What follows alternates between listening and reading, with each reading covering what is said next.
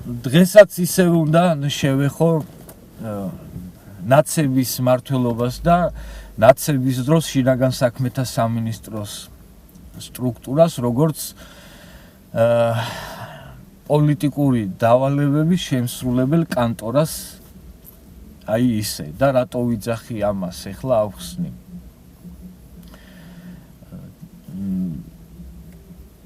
ცენტრალურ აპარატში იმ დროს როცა ოპოზიციას ნაწილი აქტიურდებოდნენ ხოლმე პერიოდულად და როცა მათი ესე იგი რაღაცნაირად აქტიური ფაზა იწყებოდა პროტესტების და ხალხის გამოყვანა სახერხებდნენ მეტნაკლებად დიდი ოდენობით, აი ესეთ დროს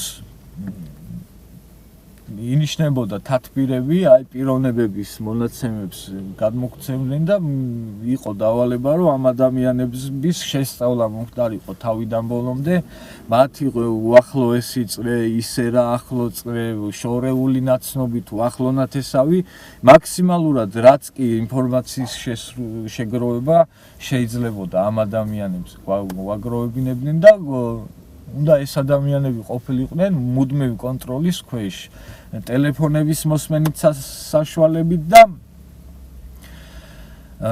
ზოგიერთ შემთხვევაში ვიზუალური კონტროლის ქვეშაც ხშირად. ეს ერთჯერადი აქტი არ ყოფილა ესეთი დავალების იქ მოცემა და ესეთი თათბირის ჩატარება და ეს სისტემატურ სახეს იძენდა ხოლმე ხშირ შემთხვევაში. აი ამიტომ უფრო იყო რეჟიმი და იმიტომ იყო სასტიკი რეჟიმი, რომ ადამიანებს განსხვავებული აზრის გამო როგორ თქვა, ყველანაირ შანსს უკლავდნენ ამ ქვეყანაში და ეს ადამიანები ხდებოდნენ დევნისა და თვალთვალის და შესწავლის ობიექტების შინაგან საქმეთა სამინისტროს ერთ-ერთი სერიოზული დეპარტამენტიდან. პირდაპირ ვიტყვი, ეს იყო ნარკოტიკების უკანონო ბრუნვის წინააღმდეგ ბრძოლის მთავარი სამმართველო. სრულიად რესპუბლიკის მასშტაბით ნარკოტიკების წინააღმდეგ ბრძოლის მთავარი სამმართველო. ეს სამმართველო იყო თავიდან ბოლომდე შემსრულებელი აი ამ პოლიტიკური დაკვეთების და შეკვეთების. შესაბამისად, რადგანაც ნარკოტიკებთან ბრძოლის სამმართველო ვიყავით, ნარკოტიკი იყო ყველაზე ისეთი მარტივი და იოლი გზა ადამიანების მოშორების და დაღუპვის და შესაბამისად, რადგან ამ სფეროს მთავარი და ცენტრალური აპარატი და დეპარტამენტი ჩვენ ვიყავით, შესაბამისად აი ეს დავალებები მოდიოდა მანდ და ეს იყო ჩვეულებრივი მოვლენა და არანაირი რაღაცა არავის არ უკვირდა მოკლედ რა და დღეს გამოდის ვინმე შაიშმელაშვილი და იძახის რომ თუმე აქ ვიღაცებს რეჟიმი იმას შვება რა ქვია გუდავს საზოგადოებას აი ესე რომ წარმოაჩენს შეიძლება და კი არა და ძალიან არასწორად იქცევა ბევრ რამეში ეს მთავრობა და ეს ხელისუფლება და თუნდაც ეგ სისტემაც ბევრ რამეში ძალიან ცუდად იქცევა და ბევრი დამპალი ყავთ ისევ შემორჩენილი შიგნით ის დამპალი ნაყოფი ალპობს დღესაც სტრუქტურას მაგრამ ძალიან ბევრი ღირსეული ადამიანი და ვაშკაცი და მაგარი კაცი მუშაობს სისტემაში მაშინაც იყო და დღესაც ასია მაშინაც მიმუშავია და ამათ დროსაც მიმუშავია და ზუსტად ვიცი რომ შინაგან საქმეთა სამინისტროში ბევრი ის დამპალი ნაყოფი აქვს შემორჩენილი და გადმოყოლილი რომელიც აი ნაცების იმ დამპალი სისტემის ნაწილი იყო და თავები იყვნენ და რაღაცას წარმოადგენდნენ ბევრი აი ესეთი დღეს არის ამათი ხელისუფლების სამინისტროში და ალპობს სამინისტროს მაგრამ ამავდროულად არის ბევრი ნამდვილი კაცი, ვაშკაცი და სამართალდამცავი და ქვეყნის პატრიოტი, რომელიც იყო იმათ დროსაც და ამათ დროსაც და ვენაცვალე ყველა მაგათ. მაგრამ სამწუხაროდ აი ამ ამ სისტემაში არ ვიცი რატომღაც მაშინაც და ეხლაც ჭარბობს ისეთი ადამიანი რომლებისთვისაც ღირსება ცოტა სხვანაირად იზომება და სხვა საზომით ხედავენ და სწორედ აი ეგეთი ადამიანები მაშინ იმ რეჟიმის დროს პოლიციელის როგორ ვქვა მუნდირ ქვეშ და აი ამ პოლიციელის რაღაც სახეს ამოფარებული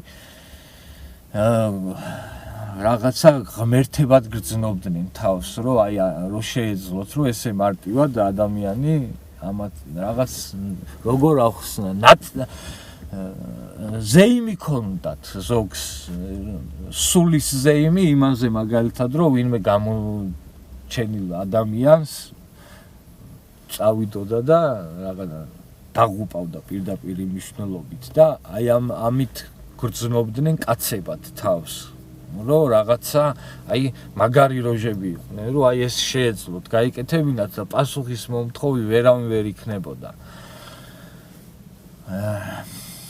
ეგეთი ადამიანები არიან,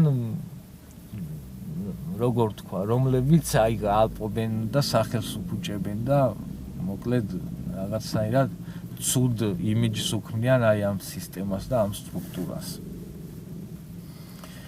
იყვნენ ადამიანები ჩემს გვერდით ისეთი, ვინც კვდებოდნენ აი ამის რო აკეთებდნენ, ისეთ განცდებში იყვნენ და ისე არ მოწონდათ და მოკლედ, მაგრამ ნუ ყველას ერთნაირად არ მოეკითხება და ყველას სხვადასხვანაირი, როგორ თქვა, ყველას ერთი მდგომარეობა არ ქონდა რა, ზოგი გარბოდა, ზოგი ითმენდა, ზოგი ზეიმობდა აი ამ ყველაფერს და ტაშს უკრავდა და ვანოს ადგილზელოს სვავდა და ზოგი გულზე სკდებოდა იმ ყველაფრისგან. ზოგს უბრალოდ ეკიდა და საერთოდ არ ანაღლებდა.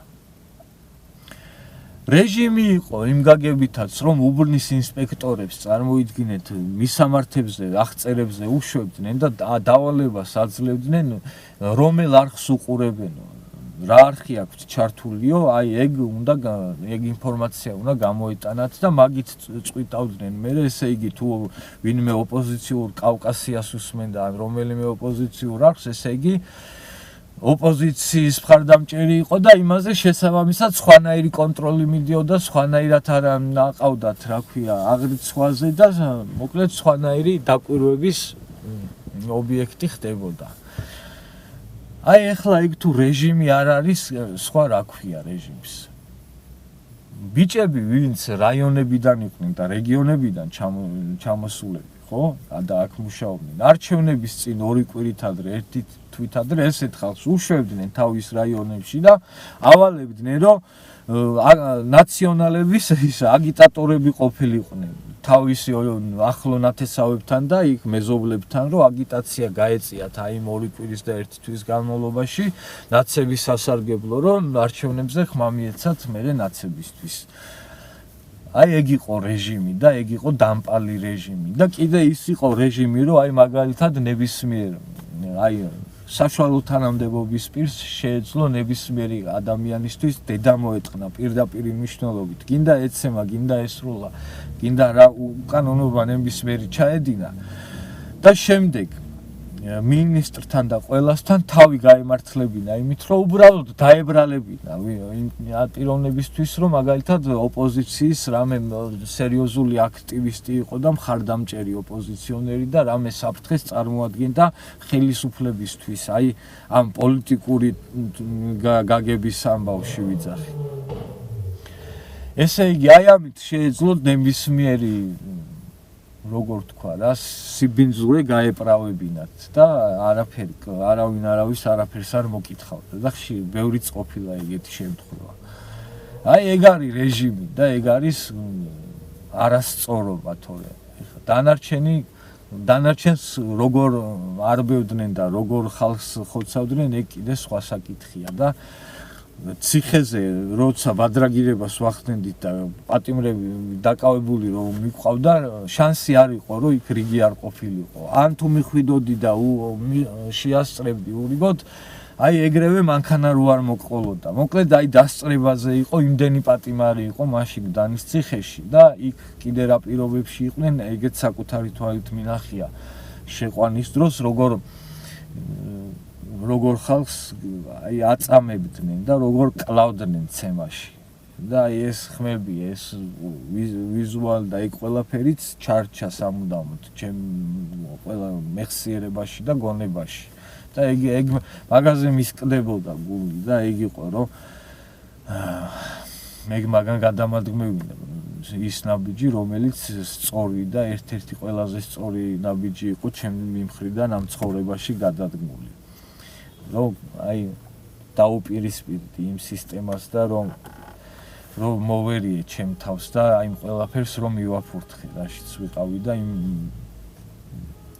ჩემი წვლილი დიდი თუ მცირე შევიტანე იმაში რომ აი ის ჩამოშლილიყო ის ყველაფერი რომ დანგრეულიყო და რომ აღარ ყოფილიყო.